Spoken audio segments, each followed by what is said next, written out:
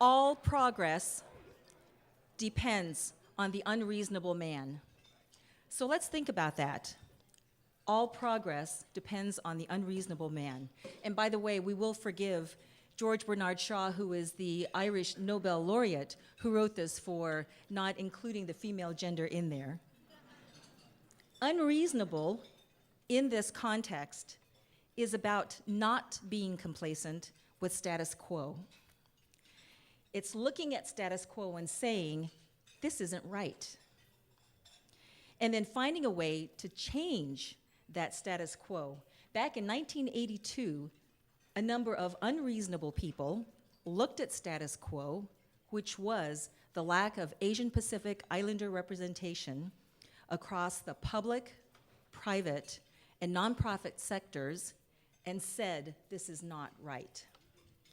With that simple yet powerful idea to address this lack of representation was the foundation upon which LEAP, the Leadership Education for Asian Pacifics, was built.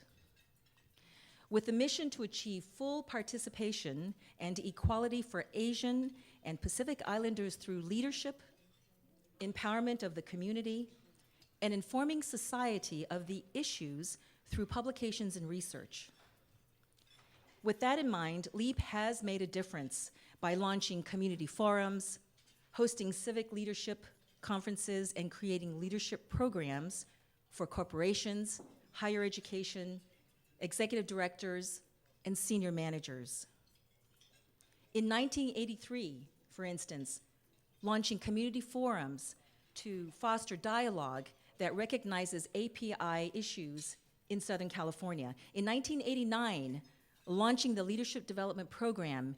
In 97, launching the LDP for higher education. In 2000, launching the program Path to Professional Success. In 2007, launching the API Youth Conference.